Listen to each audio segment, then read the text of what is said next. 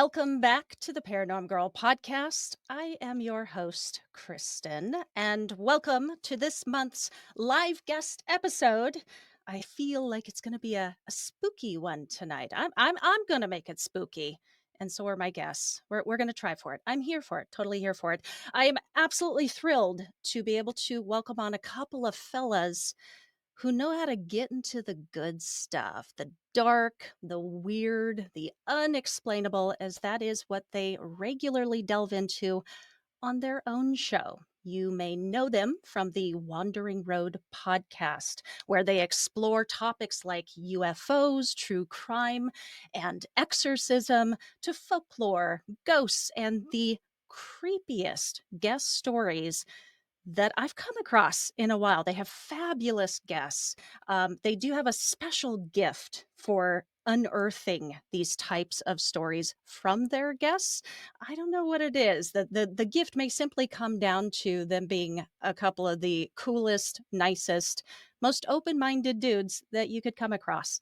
And I can speak from personal experience because I was lucky enough to have been their guest not too long ago. And I had a wonderful time, and I've been very excited to swap the hot seat with them. And I think that's all I've got for notes for the intro. We're going to keep it real short tonight. Before I bring them on, I just wanted to say hello to a couple folks in the chat. Thank you for popping by. Passionate Apathy Entertainment. Thank you. You were so early, dude. And Gil at the Black Cat Report. Also a great show. Thank you, buddy. You guys are the best. We will wait for people to file in as we're doing our intros. But with that, let's go ahead and get it rocking and rolling. Let's get this started. My guests are Chris and Dean, hosts of the Wandering Road podcast. And let me go ahead and bring them up on screen. Hello. Hey, geez. Where were Hello. you at my wedding with all that intro? Oh my God. You're like making my heart beat a little faster over here. I'm like, I haven't heard good words like that in a long time. I've been married for what, like 6 years now. Jeez. Wow, congratulations. No, I only play a nice person on television. Otherwise, I'm just the worst. I'm You the talk shit in worst. real life. Yeah. Well, you Yeah. can talk shit with us all day. Yeah, We'd we love it. we love Awesome. talking shit. It's kind of like it's kind of what we do on our show as well. We just Yeah. take it down that path. Oh, no. It's very Non-shit. beautifully put, well thought out shit, though. Like, you guys are awesome. I love your show. I'm not to be a creepy about it, but I did start from the beginning in preparation for this and listened all the way back through. Your guys, it's just as good as I remember. Like, just being, I've felt like a proud auntie in the background here, like being able to see your like evolution over the course of this show. It's been awesome. I'm so proud. I'm gonna make myself cry. We You guys are, appreciate it. yeah, absolutely. No, I just want to encourage folks who do tune in tonight to catch the show, the Wandering Road podcast. But first, we are going to learn a little bit more about you because, like I was telling you before we started recording, you guys make up such a great team. You're very well balanced, and I would call you like as a duo, a skeptical believer. But it takes the two of you, I feel like, and you'll have to correct me if that's wrong. But would you mind, just for anybody who has not heard of the Wandering Road, hasn't heard of you guys, would you mind each giving us a little just intro bio to yourselves? Introduce yourselves. Yeah, sure. So I guess I'll start. So all of your viewers, I'm Chris, like Kristen said. I started the Wandering Road podcast. It kind of started as kind of this thing I did solo. It started, I guess, like at the tail end of the pandemic. I was super bored. I always listen to podcasts. I like creepy stuff. I always listen to think pieces, pop culture. And there's so many podcasts out there. And I'm like, this is Mhm. awesome. I have all this shit to say. And I try to do that with my wife. And she's like, don't fucking bother me with this shit. I'm not going to listen. Same with my other family members and friends. So I'm like, you know what?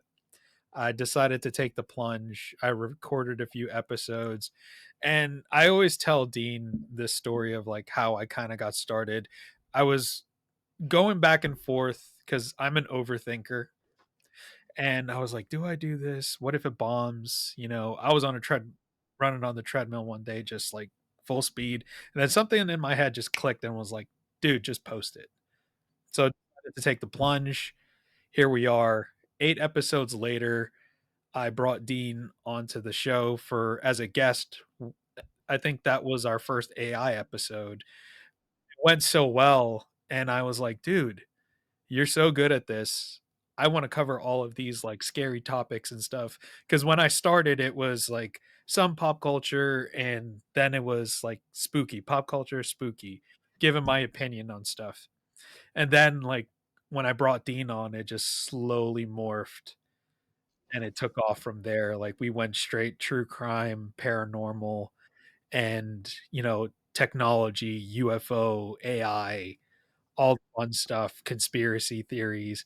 And I personally had some paranormal, like when I think back on it, creepy paranormal experiences, and that Mhm. like pushed me to do this as well because I listened to a lot of paranormal podcasts. The first one I ever listened to was Jim Harold's, his longest running podcast, the Paranormal Podcast. But yeah, that's kind of how we got started.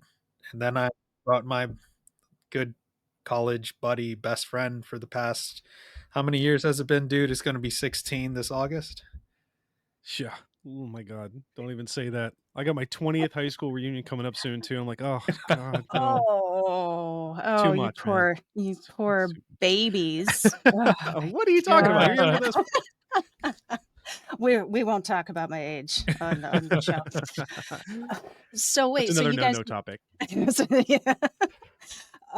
So you guys met in college? That's where you became friends? Yeah, we were actually neighbors, which was pretty Oh, awesome. right on. Oh, okay. Now, did you guys go through the same program? Did we, dude? No, we had different degrees. No, Yeah, well, yeah, we had a couple similar classes because we had like to do the gen ed stuff in the beginning. yeah. But I was poli sci, international relations, and what were you, man? I was historical studies, History. and yeah, Yeah. I forgot what Okay. I Right on. minored in because I don't fucking use it, but Well, but like, yeah, okay, so historical studies I bet that comes in handy now with like doing a show like this, where it's literally like paranormal and history, like they 100%. go hand in hand, 100%. That's awesome. I don't know about poli sci, Dean. I'm sorry. I know.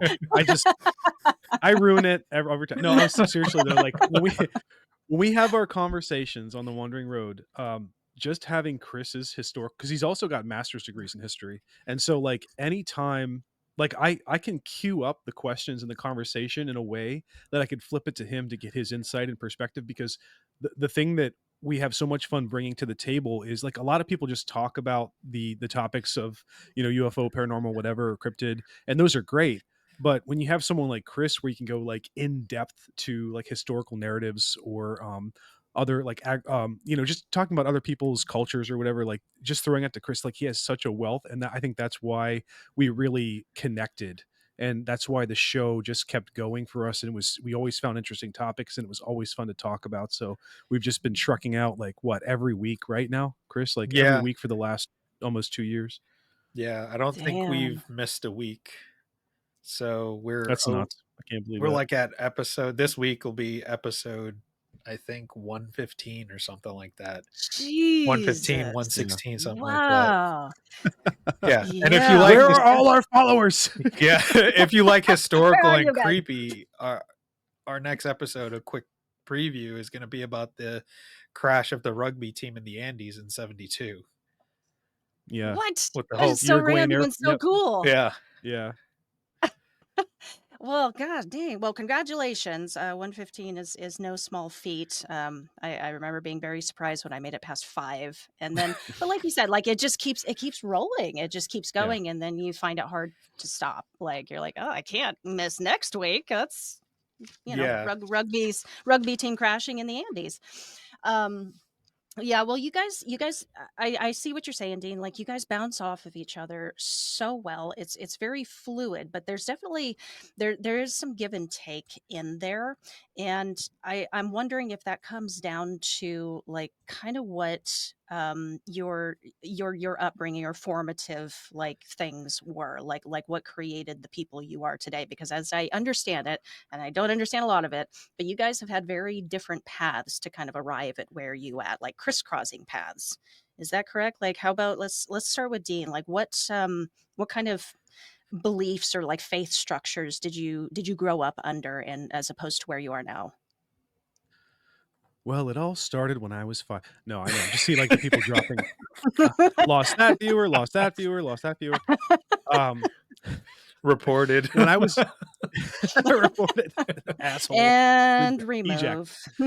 Um, I grew up in Western Pennsylvania, and I was a part of a really small family, so, not really too much different from, quite a few other people, but I think what really started to guide me towards this interest was, I don't know, like, this is gonna sound so corny, but when I was really young, I had this, like, overwhelming feeling that there was just something more to life. You go outside, you sit on the grass at night, on a small hill or something, look up at the stars, and you just, like, I don't know, some people don't like to do that, but, like, if you do know what I'm talking about, you just get this sense that, like, you capture the breath, the just the gravity of being alive.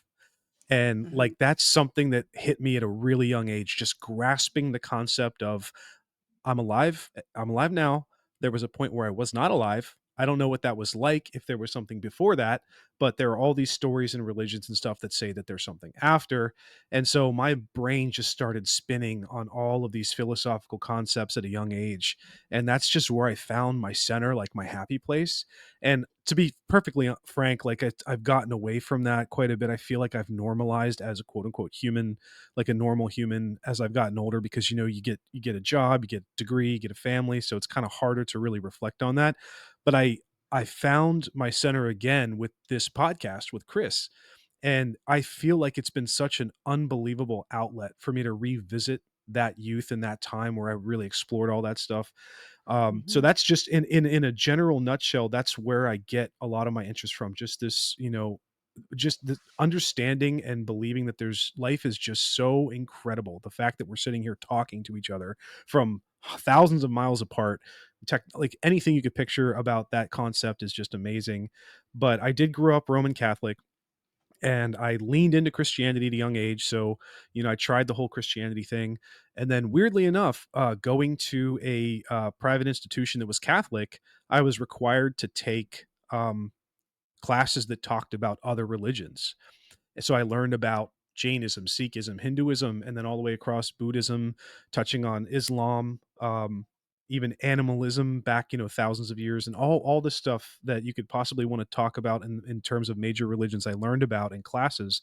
And that is kind of what made me say, I don't think I want to be dedicated to just Christianity anymore. So I, mhm, I know a lot of people might not agree with that. If you're Christian, that's totally cool. I'd like to have a dialogue with anybody, and I'm not judgmental in any way. So, but like just having that eye-opening experience, and then I had a lot of travels where I talked to a lot of people who had different experiences with the paranormal or the religious or spiritual across the globe, across different religions, and I've been lucky enough to have those travel experiences for the last couple decades. And yeah, I don't want to go on too much longer, but that's me in a nutshell. So I'll flip it over off to Chris for his background. Yeah, so for me, it's a little different. I grew up in the hood. I mean, I grew up in the South Bronx, New York for the oh longest wow, time, and I ended up yeah, moving to Queens in the late 90s. And kind of like Dean, I always thought about different things. I was always into history from like a very, very young age, from like age 4 on. My mom would always be like, "Why are you watching stuff on the Roman Empire?" I'm like, "I don't know, I just like it." So I've always been drawn to history, religion, philosoph- philosophical thought, philosophical ideas, and then, getting exposed to the paranormal just through ghost mhm, stories because my grandparents love telling, creepy stories of what they heard or what they experienced when they were younger. So that was like a very big thing for me. Same with Dean. Catholicism for me was part of my upbringing, but I think what's different for me is when I got into my early teens, I'd say like 13, 14 years old, I became an atheist. And the reason for that was because I dove headfirst into history. I was a Okay. huge World War II buff. And you read about the atrocities throughout time, and you begin to question, how could this happen? Mhm. Why was this allowed to happen? And then I fast forward to a couple years later, and then I truly start to grasp or have this understanding of good versus evil, in the sense that my paranormal experiences using the Roman Catholicism from my Mhm. mother and what she practiced, like, kind of fought that off. And that's when I slowly became a believer again. Now I'll admit I'm not the best Catholic. I don't go to church every Sunday, but I'm the type of person that, like, I will never like talk down to anybody or anything like that. I love having religious discussions. Like, okay, what do your beliefs say about this thing? Armageddon, the end of the world, like Mhm. creation, like all this other shit that people I guess are hesitant to talk about and some people get defensive about. But for me, I really don't give a shit. I'm super open. And what's even funny is that Dean and I went to a freaking Catholic university out in Western Pennsylvania. And shockingly enough, during that time between like 2009 to 2012 and then continuing on to 2014 or 2015, dude, when we finished grad school, like Yeah. you would think being in an institution like that and close to that, it would be very close minded, but it was actually the opposite. So it fostered, Oh Okay. yeah. yeah, it fostered that type of thought. But excuse me, going on to the podcast, I'm more of a believer, a little bit more skeptical. I'm not the type of person that'd be like, you tell me a story, I'd be like, oh my God, that's so amazing. Dean is a bit more skeptical. He's more on the skeptical side. He leans more towards like there's an explanation or something like that. I don't mean to speak for you, buddy. But just kind of how our show flows. And the way that we do it, like you said, it's kind of interesting because we don't do it purposely. It just kind of happens. Mhm. Whereas Yeah. we're talking about a topic, like for example, we talked about, oh shit, what was that house with Zach Bagans, dude? You remember that Oh house yeah. we The Hell talked Oh, the House. about? Yeah. Amon's Yeah, house? yeah. Mhm. Yeah. We watched the documentary, the Zach Bagans documentary. We looked at the story of that haunting, and Mm. we were going back and forth. I thought some things were legit, and he was like, pointing out the red flags in the story. And at the end, we came to the consensus that this was probably bullshit. So, like that, Yeah. that's kind of how, Those are the best ones though, man. Like, see, this is the yeah, whole point of this is like, forget the podcast, forget it. This is like human nature. Like, you work through something logically. And I'm such a staunch believer that I don't care what you believe in the sense of like, I'll be accepting or receptive to the ideas that you have, but just do it in a logical, progressive manner. So like, if we're just Mhm. talking about and that's what we did with the Emmons house or with anything else we discuss. We start with an open mind and we start with the information that we have and we do our own research, before we go into the episode, and then we work through it. And Right. and like, sometimes I'm not I mean, I Chris kind of painted me in a light for those of you who are listening that, I don't want it to seem like I am the most staunch skeptic ever and I'm yes, like you talking are. behind your back. I'm like, I'm no, I'm kidding. not. No, I'm not. I never if there's one thing I don't do in this life, it's talk behind people's backs because I watched that shit happen from a young age and I always hated it. Like when your parents like talk shit about someone not to their face and like that sort of thing. And I'm like, I always hated that, so I will never do that if you come on our show. But I will say that I do like to inject a healthy degree of skepticism, just in the sense of challenging the narrative or the position or whatever. But I also take the stance that, like, I know nothing, like, very Socratic, like, I don't know anything about your experiences, and therefore I cannot make a 100% judgment on anything you say. I wasn't there, I didn't experience it. So even if I am being skeptical, even if it seems like there are holes in the story, I always maintain that seed of like, I don't fucking know. Maybe. There's always Mhm. maybe, if that And makes sense. you did that, you did do that when we were talking together when I was on your show, you did do that a couple of times. I actually appreciate that. You kind of asked a question about a story, a personal experience that I told you. I appreciate that shit. I totally appreciate that. I want to question it, and that's the kind of fellow, like, kind of open-minded skeptic that I want to be associated with, that I want to learn from them as well. So Yeah. I think you and I, Dean, have talked, or we did talk about how our trajectories were kind of similar. It was weird how Mhm. many points they each hit.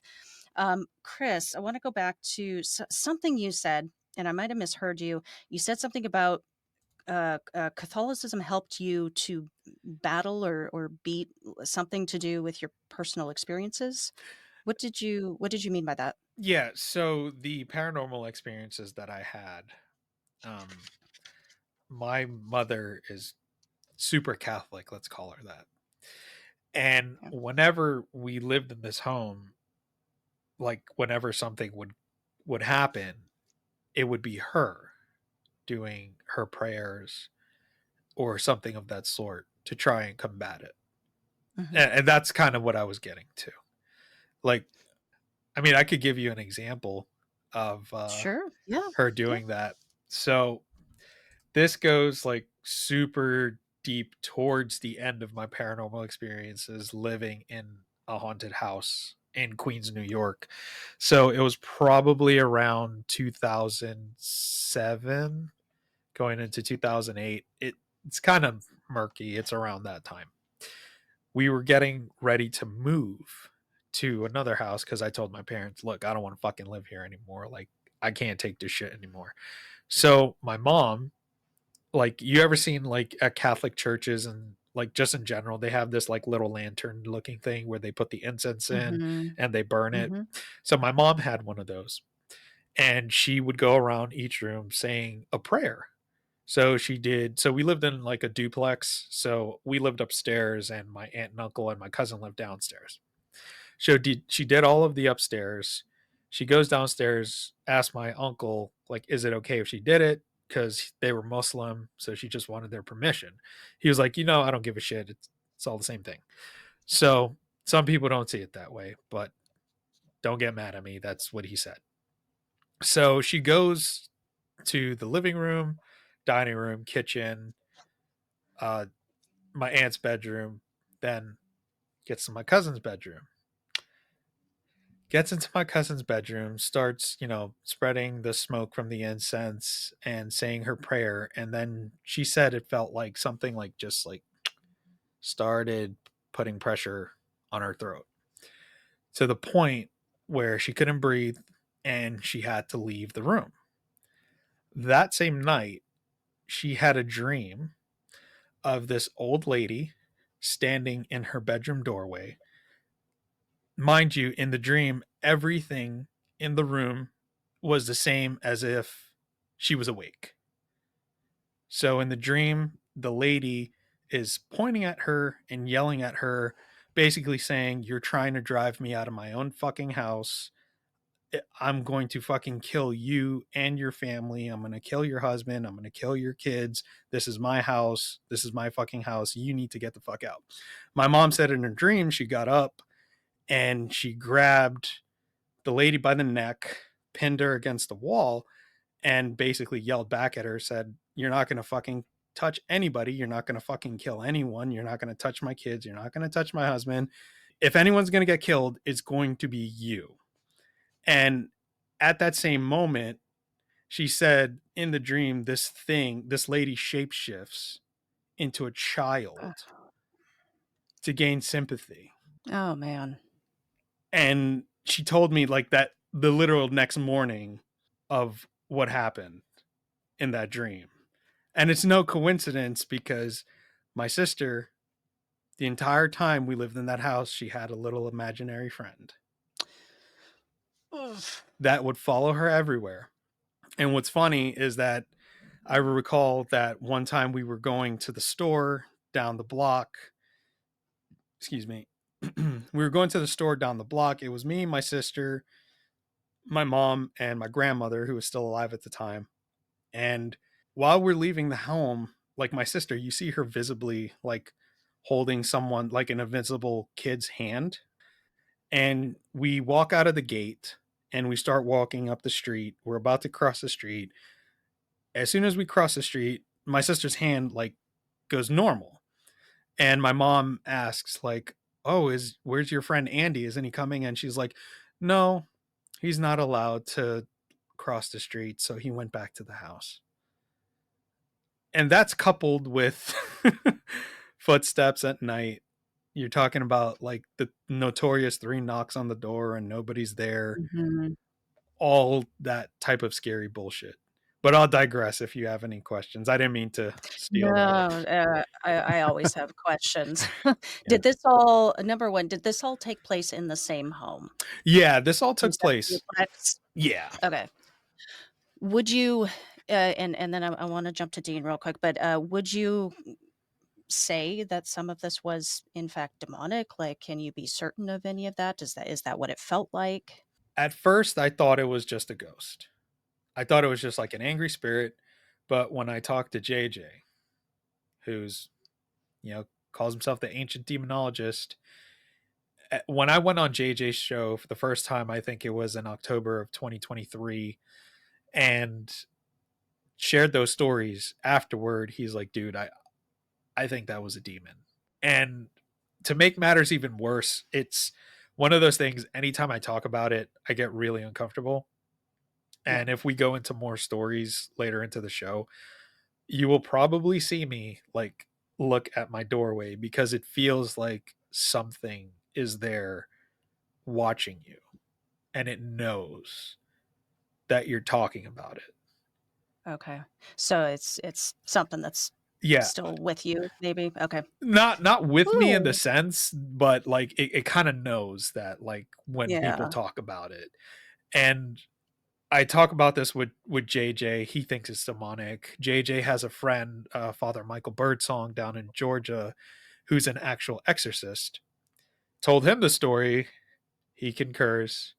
And one thing I always say when I go on different shows and I share my paranormal experiences is I beg people to please give me a logical scientific explanation because I would rather it be debunked than live the rest of my life knowing I potentially had an encounter with the demonic.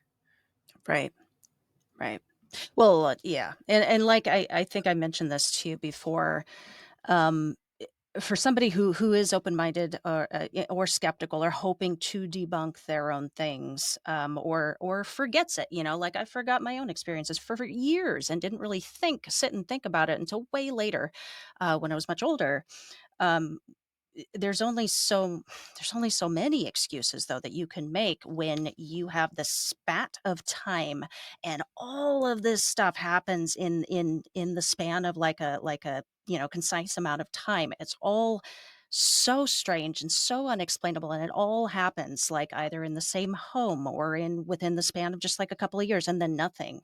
Or I'm not sure if this continued on for you, Chris, like through your adulthood, but I mean, I guess I'm just thinking out loud on that. Like, I am not your skeptic. I wouldn't know what to say to that. I'm sorry. I can't offer I'll anything be That's your helpful. skeptic. please, I'm your skeptic. please, I'm just kidding, man. please. I give him crap all the time. I believe your story, everyone. But like my favorite part of that story is when you're talking about your mom in the dream, and I always like the way you tell it. I know she doesn't say this, but I wish that like you would progress the story to this part where she's like, if anyone's gonna kill my family, it's gonna be me, Gonna and be then she me. just, I'm gonna kill my son, not you, That's something she'd probably say, to be honest. right? And you always tell stories like your grandparents. Like I wanted to say this earlier, but you were saying how like your grandparents and stuff used to tell stories, and you brought this up a few times on the podcast where they would tell you these terrible stories about the most horrific things, just to, if you don't go to bed, that ghost lady's gonna come slit your throat. And then Chris is just like, okay, good night. Poor Chris. That's the shit you dealt with. Sweet dreams, little baby Yeah. Chris. Oh, All 100%. right. Well, on that note, so it's very clear we're going to shift into the wandering road here a second. I want to give people a taste of that, but it's very clear to me, Chris, how you wound up here, kind of with the beliefs and how you approach the paranormal. You do, Dean. What's your what you got? What happened to you when you were a kid? The thing in the Um, basement came up, Nothing. pulled you down the stairs. No, nothing. Okay, all right, moving on. No. it's just all wedgies and taunting and being a fat kid. That's my demon. Oh. I no, seriously though, I had I don't think I could definitively say that I had any solid paranormal experiences.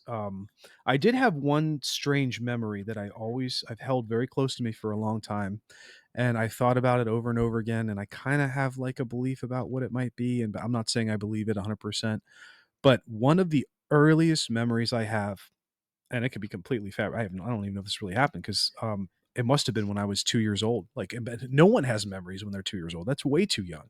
Like, your brain is way too malleable and forming and all that stuff.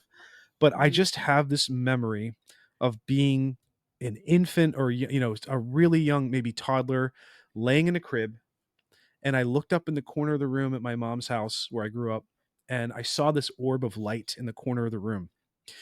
And again, this is very rudimentary memory. There's nothing else tied to it. I just remember this perspective of laying in a crib, looking up in the corner of a room. There was an orb of glowing light that was just growing out of the corner of the room. And that's it. Like, that's, I know that doesn't sound like much, but years and years and years later, I've heard theories about how consciousness starts in humans. Some people believe that consciousness comes from God or spirituality or whatever, or some other people believe that it comes from other places cosmically, like maybe there's a cosmic pool of consciousness. And I always wondered, like, if this is real, like if it was a real memory and I really saw that, I'd like to think that that was the pinnacle moment for me personally where I got my consciousness, if that makes Hmm. sense. And Mhm. I've never really heard stories like that. I think we talked to somebody, Chris, not long ago where they saw an orb like light, and I really wanted to delve into that more, but we didn't have time. But that's the closest thing to a really formative paranormal experience ish that I could think of. But I will say that I have had a handful of what I consider UFO sightings and experiences. Ooh. Oh, And I'll just, yeah, I'll fire through them really quickly, so not to launch bore into it. everybody. Heck But yeah. I'm always down s- for a UFO experience. I've got three really cool ones, I think. And the first one happened over the course of a few years, if not longer. And it really started around the time I was like maybe 9 or 10. And my mom and I, and pretty much my family, anytime they were over, we'd be hanging out at nighttime, and we would look out the back porch window, the kitchen window, and we were kind of like living up on this hill. It was kind of like suburby, away from the main city, but kind of still like pretty populated. But we were up on this hill, and we can look out over the horizon, and that would have been probably towards the Pittsburgh area, so you could always see like a faint glow of the city. But we would watch these lights that would kind of track over the sky, and if someone just glanced at them at any given moment, most people would be like, "Ah, it's a plane," because they moved like a plane, they operated like a plane, straight linear line. But then over time, we would keep seeing them come back, and then we would watch them for longer and longer. And there came a point in time when these lights would do really strange things. They'd be tracking across the sky like a plane, like regular linear movement. Then it would stop. So at that point, you think, what? Okay, helicopter, right? That's the only other logical explanation. Helicopter. The creepiest thing about this point is when they would stop, sometimes they would eject smaller lights out of the bottom. So, like, you'd Oh. watch a light hover, and then it would shoot out one, two, or three lights from the bottom. And this is back in like late '90s, early 2000s. So, like, drones weren't a thing. You know, like you would think nowadays, like, okay, maybe deploying drones or something, military aircraft. And then the next logical thing would be flares. The craziest thing about these lights is we would watch them move away from the main craft in different directions, sometimes tangentially or whatever. Um, but then they would come back to the aircraft. A couple times one would go off and just go, it would be gone. But most of the Mhm. time, one or two of them would come back up into and meet the original light source, and then the light source would just keep moving on. And listen, I've studied history, I've studied militaries, like there's nothing I know from the 90s, capabilities wise, that would do that, commercial or military. So that's always given me a lot of intrigue and curiosity about that experience. And then another similar experience, I was outside. I like to go out in the springtime and the summertime. I would go outside and kind of sit as it was getting dark, and just kind of relax and chill, look up at the stars or whatever. And there was one night where it was like pitch black. There was no moon, and it was so dark you could just see the outlines of the clouds, and everything else was, you couldn't see stars. It was too much cloud cover. And again, no moon. But I remember seeing this huge blob of black just slowly drift over my head, like ultra, ultra slow. And like I was looking at it for a good 2 minutes before I'm like, I like my, I'm a kid, my mouth is agape. I'm like, what? And then it clicked with like, what? Like then I come back online, like, what is that? I thought for a long time it was a blimp. Mhm. Um, but then I asked around, I talked to people, and what I came to the conclusion of was blimps don't operate without some kind of safety light source. And at the very least, you could see the cabin light would be always be on if it was traveling. And Right. not even to mention the fact that why would there be a blimp moving over a suburb like 40 miles away from Pittsburgh? Like there's nothing out here. Why would there be a blimp? Um, and I just remember watching it track over the horizon to the left of the house, and it just to this day, like I cannot explain what that was. Was it Last how experience. Oh yeah, go ahead. oh, Yeah. no, Go. how slowly would you say it was if you could estimate? Uh Man, if I could guess how high it was, it seemed like it was only 300 or 400 feet. So it wasn't very big, it wasn't very high, but it was probably going like 10, 15 miles per hour. Okay. It lasted over top of me for a good 5, 7 minutes before it kept moving on and went over the horizon. I couldn't see it anymore, the tree line. So literally, like you could tell even if in the dark, like this was a mass. This was not like a Yeah, big oval shaped cloud. It was a right. mass. It was a Did not look something. like a cloud. Yeah, and, that's something else I thought about too. I don't think like, the only thing that I could say definitively was whatever this was, it was moving differently than the clouds are moving around it. So you could tell, like, the clouds were kind of hovering, they weren't really moving too much, there wasn't a lot of wind, but this thing was clearly moving much faster than anything else in my field of view, so it was very distinct, if that makes Okay. sense. Yeah, yeah. So the thought that I'm left with after listening to that and considering all the possibilities, like it could have only been a blimp or nothing that we know. That Exactly. those are the options. That's it. Yeah. Yeah, I think Doesn't so too. doesn't doesn't sound like it was a blimp. So, I'll Yeah. have to ask you guys should hook up with Gil, actually. I think he's popping in and out of the chat. He is the UFO guy. Oh, sweet. I'll have to ask him about that if he's ever heard of a sighting quite like that. Sorry to interrupt. No, no, Your no, it's next cool. sighting, please. Yes. Maybe he would, man, Gil would probably love this last. I saved the best for last. And let me just caveat by saying that, out of all the stories, this is probably the most debunkable because, even though it was the scariest, because I will say that I have had, times in my life where I had, sleep paralysis, and I've had hallucinogenic sleep paralysis where I come out of my sleep and I see things that aren't there. I can't tell Right. you how many times I've seen, um, gigantic frying pan sized spiders just coming down like this big, like over Mm. my bed Mm-mm. slowly. Oh, I love this Yeah. one. Yeah. You know this one. Okay, you know where I'm going with this. Yeah, I yeah. also, at one point in my life, I also woke up to Chucky. the murderous doll standing next to my bed, smiling at me menacingly, and I saw him clear as day. And we all know that, there's no fucking Chucky. Like, there's no Chucky the doll. That's not a real thing. It's a movie. But I Could still be an saw him clear entity as day. showing itself as Chucky, okay? Could be, Trickster? but Trickster much? yep. Alright, go ahead. I'll do you one better. This is the best one. Alright. One night, one early morning. I don't even know what time it was. I'm gonna guess that it was at least past midnight, but before 3 a.m. It was still dark outside. I feel like I had been asleep for a while, and I was probably around 11 or 12 years old at this point. And bedtime when you're that age for me, at least probably like 8 or 9. So I had been asleep for quite a while. I woke up in the middle of the night, and I remember being completely calm. And I wasn't wide awake. I remember waking up slowly, opening my eyes and kind of being in and out, right? But I was still conscious, and I just felt really calm. And I looked in the corner of my room, and there was I don't know, 6'2" sized lizard like bipedal creature. Mhm. No clothing, um, lizard face, lizard body, and it was standing on two legs, and it was just staring at me.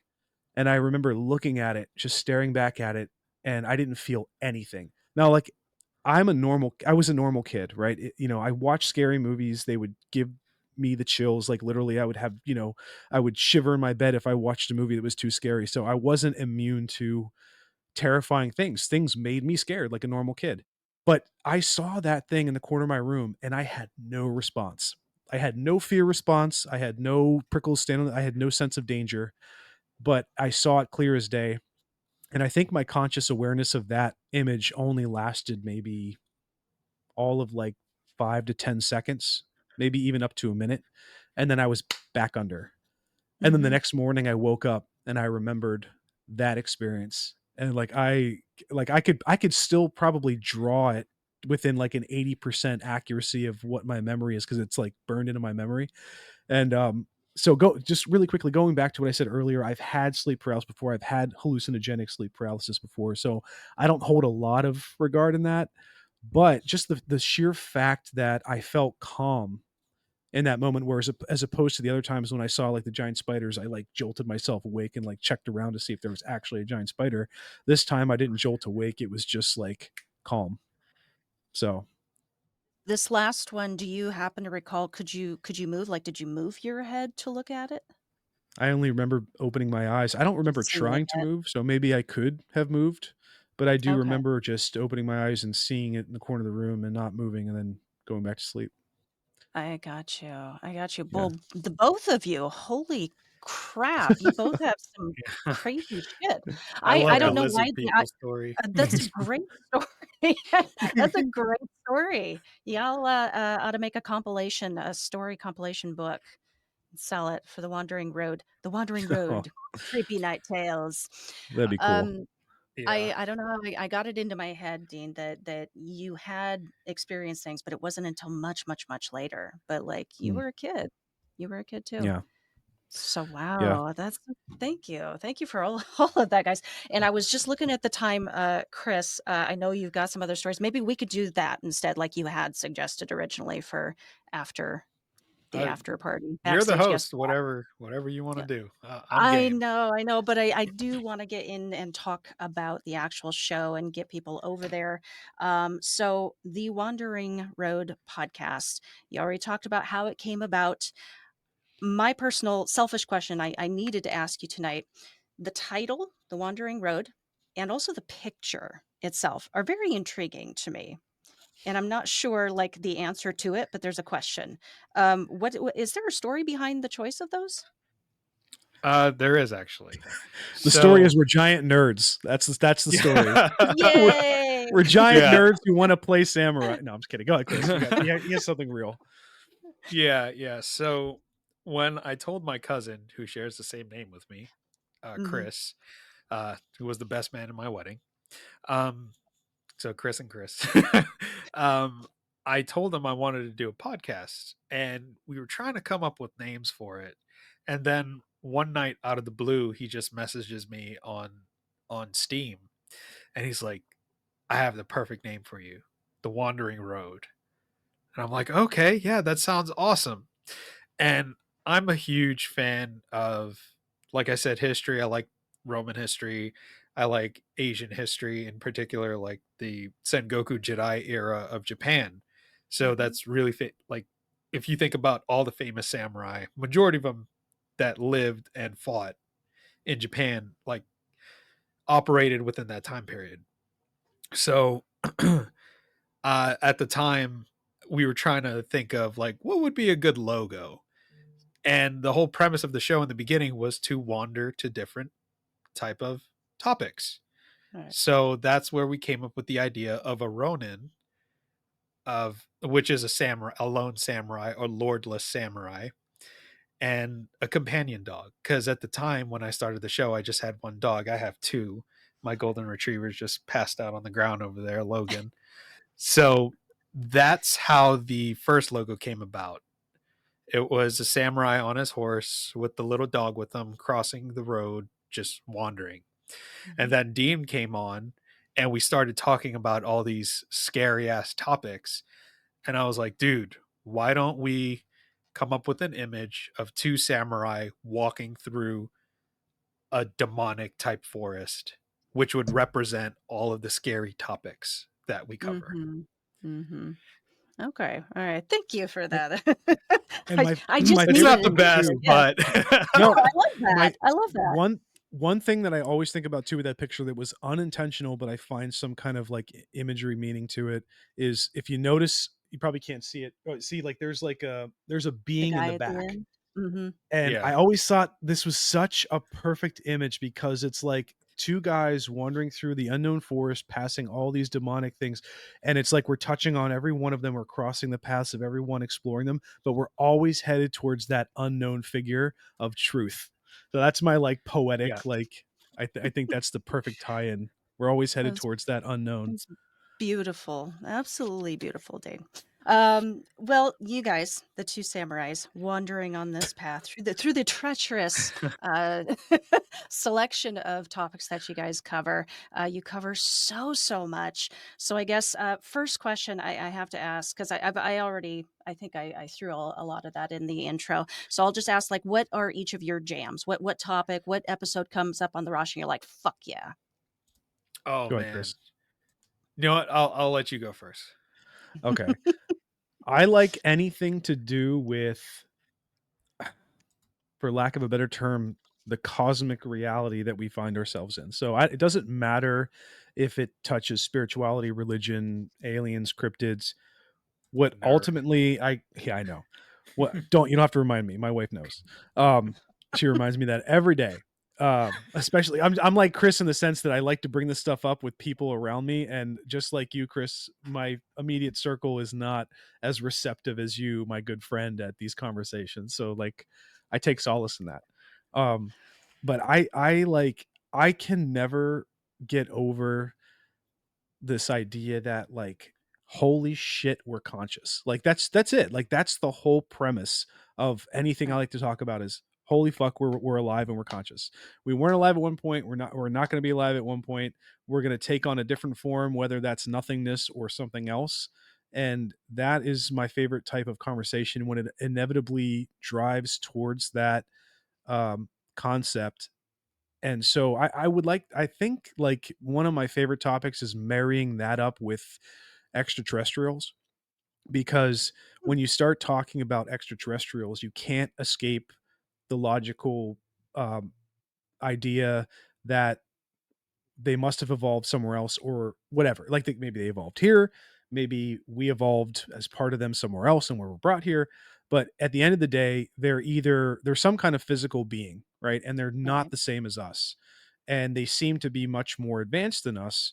So you start getting into questions of like, well, where are they biologic like us? Do they have blood and bones? Are their consciousness, a billion light years away from this area, and these aliens are inhabiting synthetic bodies that kind of look like us to make us feel more receptive to their interactions with us, and maybe the actual beings conscious, like whatever, like out there, look completely different. And then you jump off of that is like, well, if they look like us and they are biological, they're bipedal, they have two legs, two arms, two eyes, etc., then the likelihood that some being evolved elsewhere separate from us and they look like us is so astronomically unlikely. It is unlike it's like winning the lottery 10 times in a row. Like there's no way that happened. Mhm. Right, So right. I just like talking about that stuff. Like I go obviously Uh, can go on and on. Dude, I was just thinking about that the other day. What a weird thing to Really? be, like, just thinking about randomly, but yeah, Yeah. I was thinking Mhm. about, because 'cause I've heard that before, brought up before, that, like, how unlikely is it that all these alien beings coming from the outer space, they're all bipedal and they're all symmetrical and blah, blah. I was like, "Well, yeah, I mean, that would be kinda unlikely unless that was the optimal form for intelligence to, Mhm. flourish, Sure. or one bipedal in the universe is based off of the originating bipedal. The one is the creator. Right. If they are the creator, I mean, why would you create anything but something that kind of represents you, but not as Yeah. good, right? And Uh, here's what gets me to about that whole idea of like consciousness and this and just discussing this is nobody in human history was probably having this type of discussion 500 years ago, 1,000 years ago, 2,000 years right. ago, more. We're the first people, and it's really because we have such a wide breadth of knowledge and technology, and I mean that's scary in and of itself, right? We are the society that we grew up around. So Mhm. you start talking about like, well, what does that mean? It seems like we're taking these logical steps of psychological and cerebral evolution to where we keep having these conversations in more intelligent ways and more creative ways. And this is why I personally think that disclosure is going to happen in the next 5 to 10 years. Like that's my hard number. I think 5 to 10 years. Oh, I think desensitization in the media and, with all the government, hearings and stuff like that that happened that kind of, surreptitiously fell off the map for a while. And then, all the way back to the X-Files, Stargate, like all the movies that have been out in the last 20 years, like we've just become desensitized to this idea. And there's even memes about it. Remember, like, all the shit was hitting the fan. And I know we said no politics, but like when shit was hitting the fan for anybody politically, people would put out these memes like, it was something like, "Hey guys," like the government comes out and says like, "There's aliens. Yeah, there's aliens. They're here. They're," and then the yeah, person responding is nobody like a cares. normal Joe. He's like, "I don't give a fuck. Just tell me about what's going on with the world. I don't give a shit about the aliens. Tell me what's Mhm, happening with my mhm. bank account, whatever." Yeah, And yeah. I think it's so clear that something is going to come out definitively in 5 to 10 years. I don't know. That's just my thing. Oh, wow. Okay, okay. I can get behind that. I like that. I don't know if I agree with you, just because it No, feels like we've please. been waiting forever, I and know. I Yeah, it li just keeps recycling and yeah. I'm ready. I mean, yeah, I'm desensitized. I'm ready. Uh, Beam I've me up, long Scotty. Yeah. I've long since forgot what the question was. Oh, Sorry, yeah, no, Chris. Yeah. I've that's what I do. I just completely Yeah. I get You so see what I deep. I deal just with, like people? You just see like what I deal with flatline your every week? brain and I see now. hey, Yes, I give I you see food what for you're thought saying. though. That's what you're here to listen to that. So, okay. Mm. Wow, that was awesome. I'm gonna have to clip that whole section. That was great. Well, I guess we can kind of start to run up to the end here. I wanted to ask you about the guests that you have on your show, because in addition to the deep dives that you offer, which are wonderful, you also have started taking on, well, you took on guests pretty early on in the show, and just incredible guests, period. But these people, I don't know if you guys know you're doing this, but you have a way of like just getting like these really just distinct, intense, creepy, dark stories out of people. Like I remember my time with you, it went by in a blank. And afterwards I was thinking back, I was like, I've never told that story before. Should I have told that story? Like, but they're just incredible. And they really just they stick with you, and it makes you want to just hear more. I love your guys' interview technique, by the way. Would you be able to just share with the audience and those listening on the replay, like just a guest story that just really stuck with you, like long after recording, something like your glowing Bigfoot dick story? Like, what is that story? I think Oh my that's it. god! What a I think I that's had it. to I make glowing it don't know. clear. no, I the glowing Bigfoot dick. That holy shit! I Did you see totally did you forgot see our about cover art that. for that, by the way? Our I cover art for did, that it was episode? Yeah. awesome. Yes, it was exactly what you said you were gonna make too. I was like, "Oh my god, that's so Don't worry, cool." it's PG, it's PG. ChatGPT will have nothing less, so, Yeah, yeah. Yeah, yeah, it's yeah. brilliant. Oh man, if I had to pick a story, it's from episode 50 with my buddy who lives out in Ireland, who's a fellow Liverpool fan. We are now champions of the Premier League. But anyway, hello Trev. Um, had Trev come on the show, and we talked for like 4 hours, dude. And for the first part of the show, it was about him going through his paranormal experiences. And one of the experiences that he shared that always stuck with me, he said he had to be about between 8 to 10 years old, and he lived in the rural part of Ireland. Mhm. So like they had a lot of land.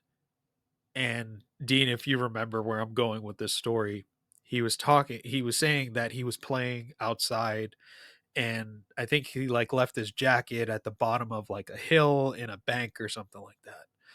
And he goes down to get it, and then he stops, and he sees this guy with a haggard looking face.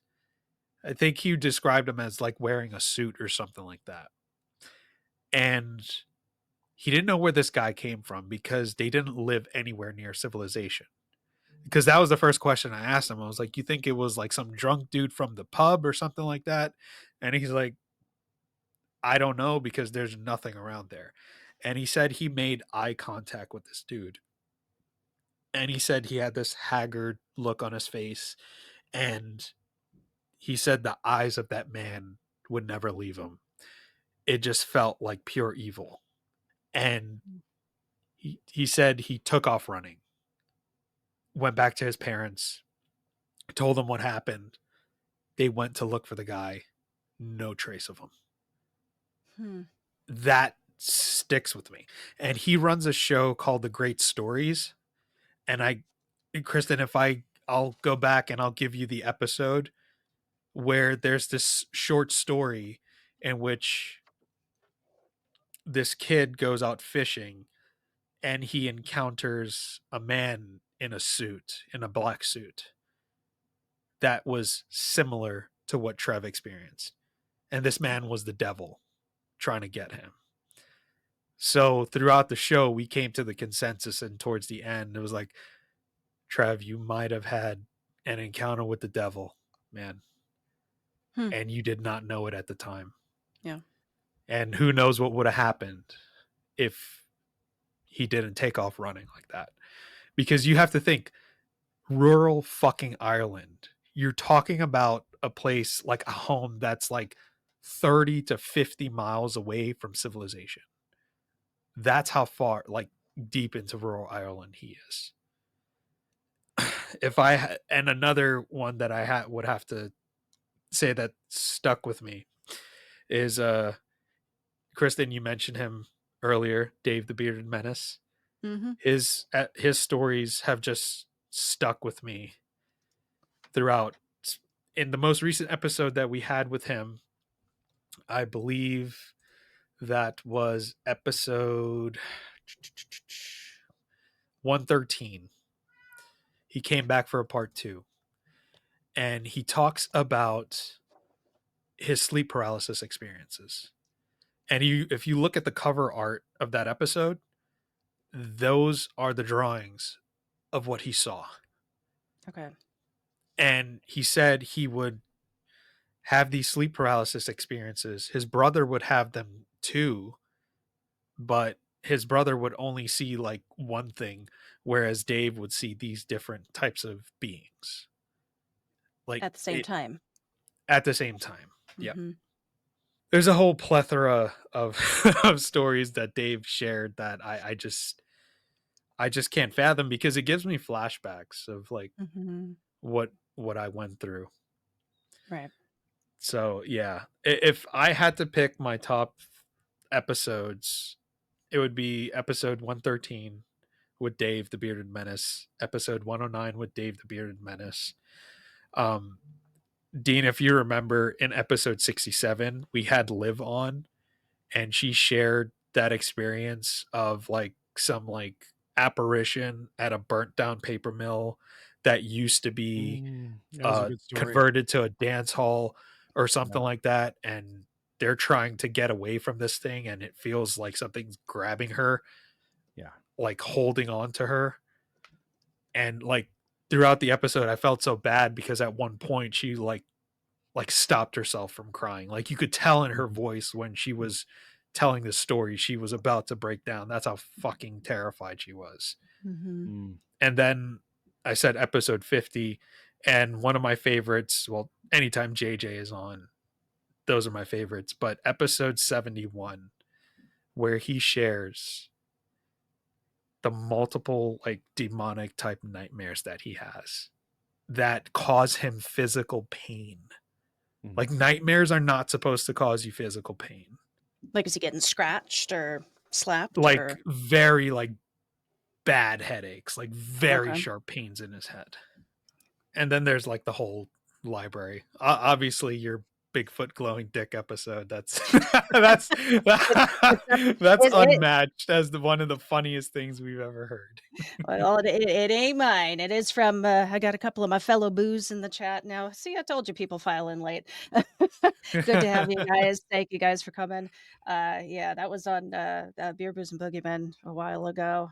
Just a fabulous story. I got to find which episode it was on and repost it. It was so great.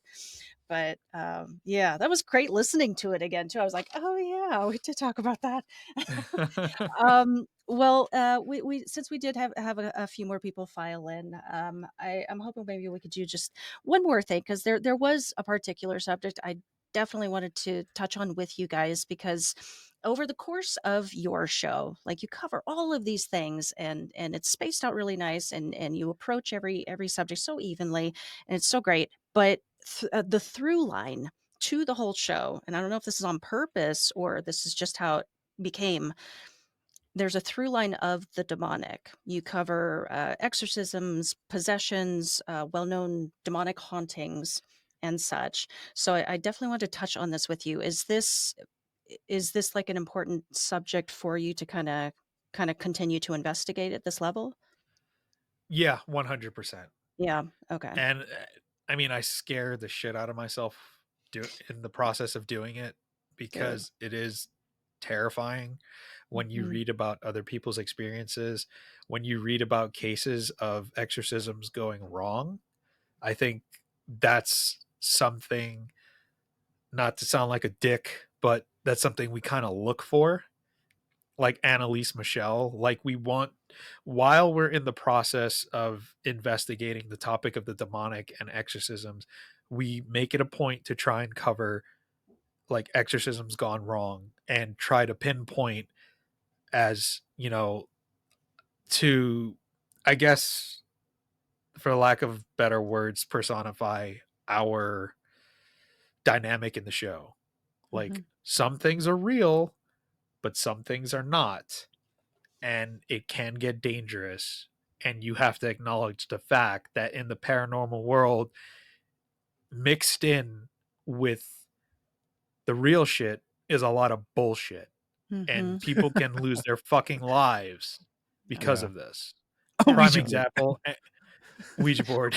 Yeah, I fucking hate Ouija boards. Yeah. But like, Oh, yeah, Your infinite don't get me tirade started. against Ouija boards. Yeah. I and know. and But tarot cards. Yeah.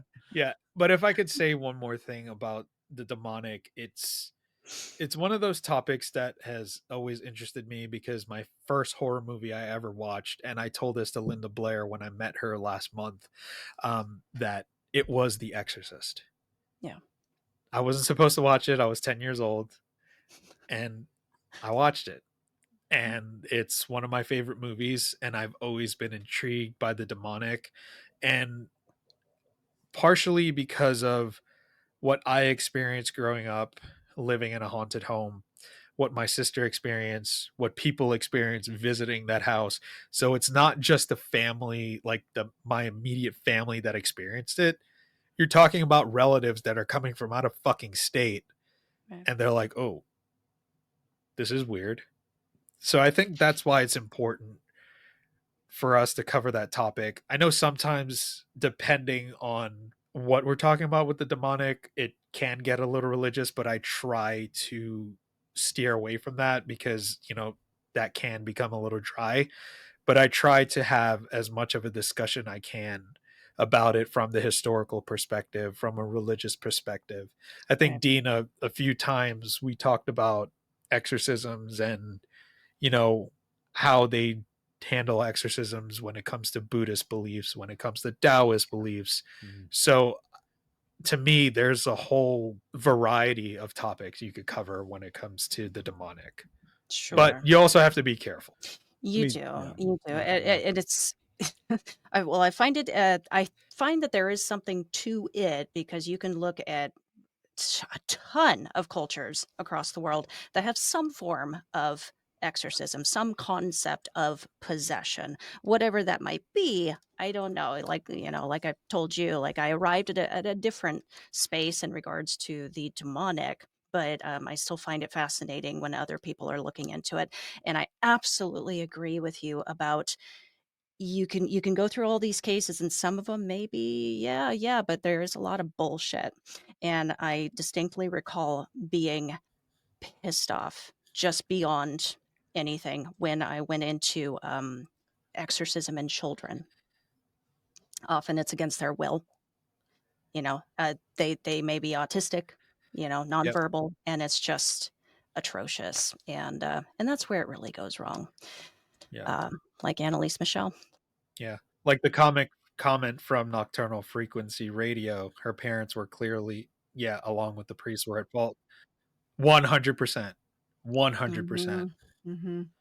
100%. And if you listen to the tapes, the exorcism tapes from Annalise Michelle, they're terrifying, but at the same time, you look at her story and it's like, what the fuck?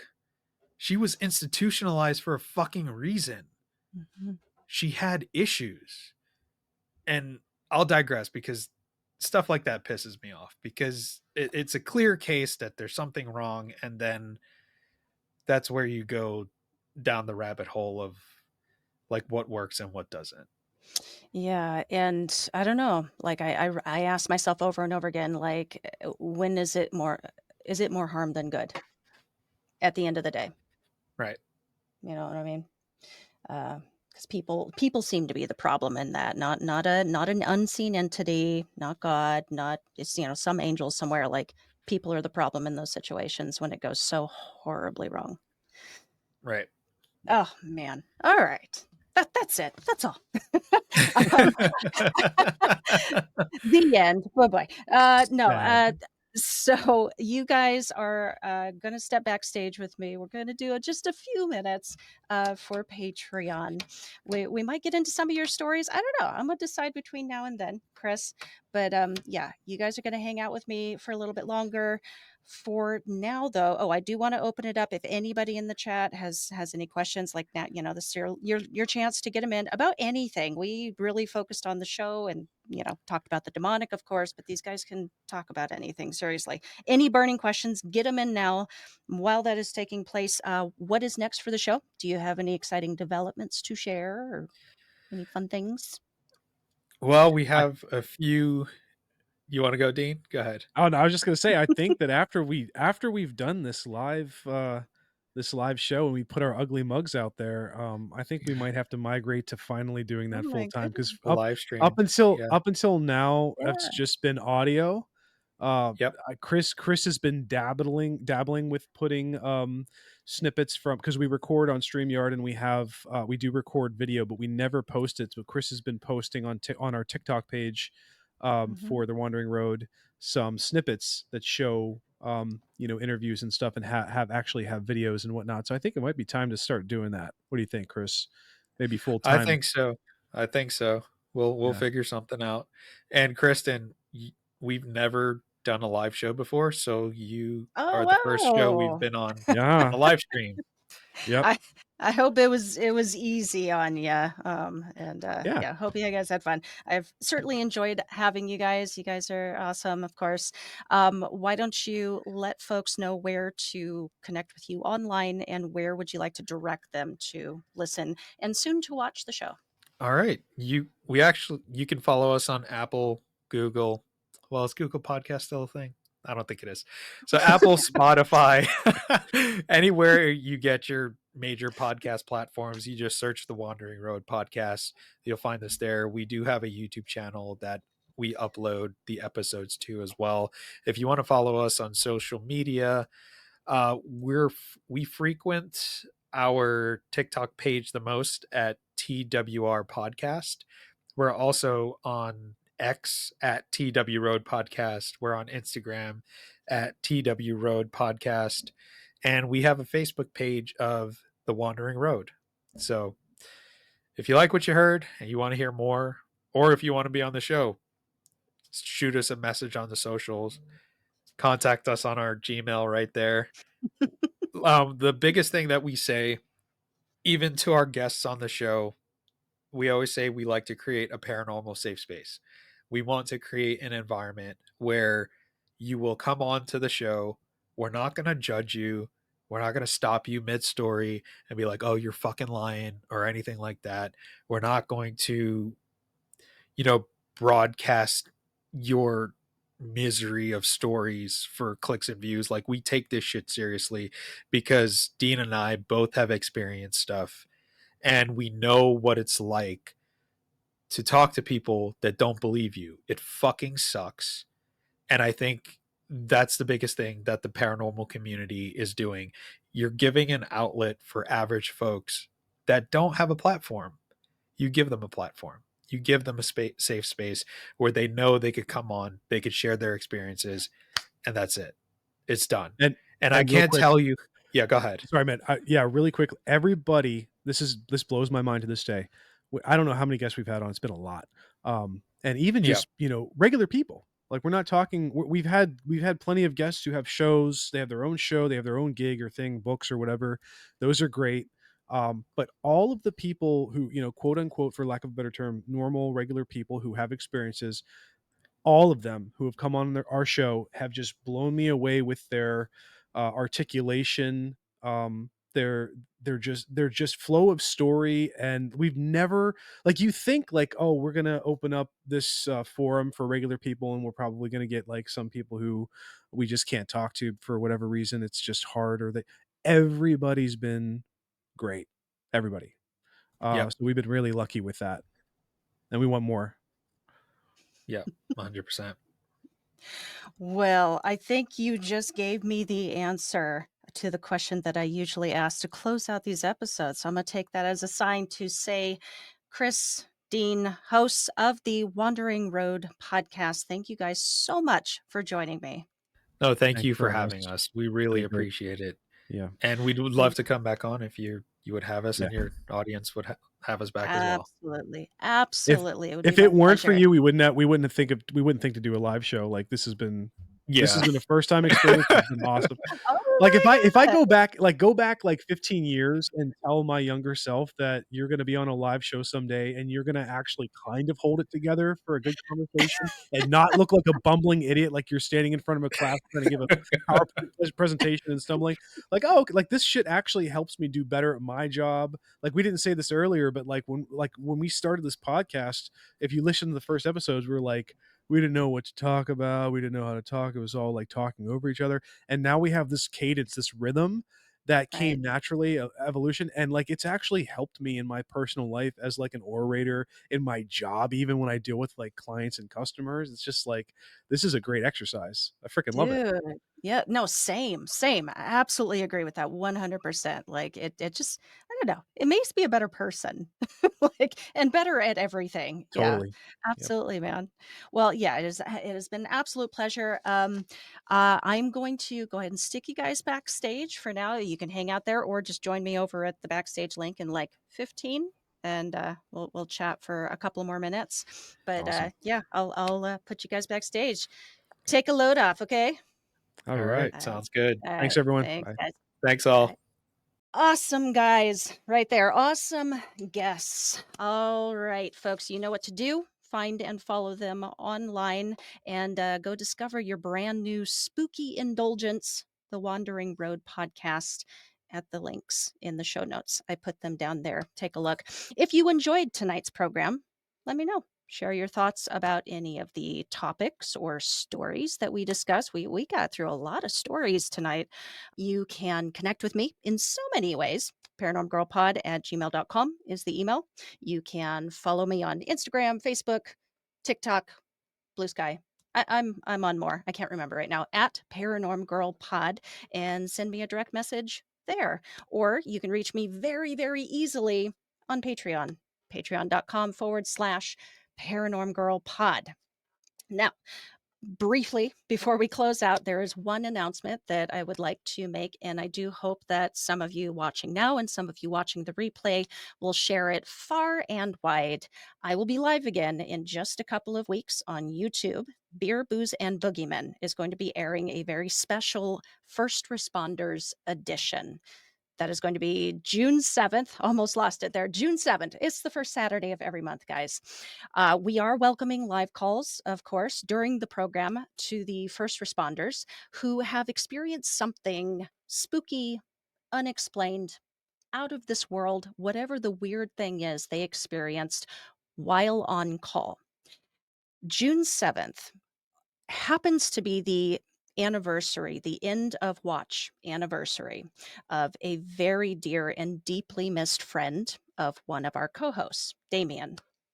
We wanted to take this opportunity to give a nod of appreciation to all of the women and men who put their lives on the line every day and who are often the first on the scene on people's worst day, by remembering Officer Keith Beller and offering a platform for the first responders who may have had these experiences and have no outlet for them, have no way of sharing them otherwise. We want to be that platform for them. We will welcome calls, but if you want to write in, if that is your preference, take a look down in the notes. Also, there should be a link down there for a landing page to submit in writing. Now, no matter what, whether you call in or submit in writing, if you want to do so anonymously, perfectly okay. Perfectly okay. We welcome it, and we just thank you so much for taking the time to do so. So, people listening, people watching the replay, please feel free to share this announcement, share the link with the first responders in your life, and we sure do hope to see you on the live. Again, that is June 7th, 4:30 p.m. Pacific, 6:30 Central. That is going to be a wrap for now. I thank you guys for tuning in. Thank you so much. It's always great to hang out. Thank you again to my guests, and I hope everybody has a wonderful night. Until next time, stay safe, keep the nightlight on, and sleep with one eye open.